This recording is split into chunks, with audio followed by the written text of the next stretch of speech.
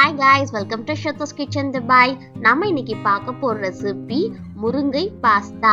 Pasta அப்படின்னாலே கிட்ஸ்ல இருந்து பெரியவங்க வரைக்கும் எல்லாருமே நல்லா விரும்பி சாப்பிடுவாங்க. இப்போ நிறைய வெரைட்டிஸ் ஆஃப் பாஸ்தாலாம் இருக்கு. நான் இந்த தடவை ஷாப்பிங் பண்ணும்போது முருங்கை பாஸ்தா புதுசா பார்த்தேன், வாங்கிட்டு வந்திருக்கேன். இப்போ எப்படி செய்யறது அப்படின்றத பார்க்கலாம். கிரானிஸ் அப்படின்ற பிராண்ட்ல இருந்து முருங்கை பாஸ்தா வாங்கியிருக்கேன். இது உள்ள இதுக்குன்னு தனியா ஒரு மசாலா பேக்கெட் அண்ட் பாஸ்தா கொடுத்துருக்காங்க.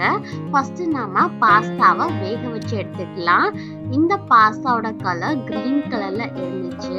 பார்க்கறதுக்கே ஒரு டிஃப்ரெண்டான ஃப்ளேவர்ல இருக்கும். இதை ஃபர்ஸ்ட் நாம ஒரு 5 to 7 minutes நல்லா வேக வச்சு எடுத்துக்கலாம்.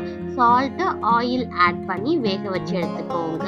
சைட் பை சைடு நம்ம வெஜிடபிள்ஸ் எல்லாத்தையுமே சூப்பரா வேக வச்சுட்டு அவங்க கொடுத்துருக்கிற மசாலா பேக்கெட்டை ஆட் பண்ணிட்டு நல்லா மிக்ஸ் பண்ணிக்கலாம். மசாலாவோட பச்சை வாசனைலாம் போய் காய்கறிகளோட நல்லா கோட் ஆகணும்.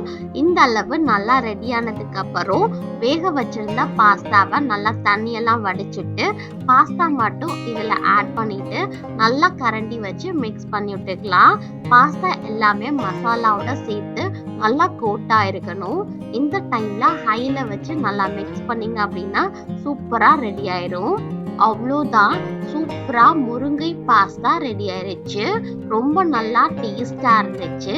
கண்டிப்பா நீங்களும் மிஸ் பண்ணாம ட்ரை பண்ணி பாருங்க. இந்த வீடியோ பிடிச்சிருந்துச்சு அப்படின்னா லைக், ஷேர் அண்ட் சப்ஸ்கிரைப் பண்ணிக்கோங்க. Bye guys, issue all.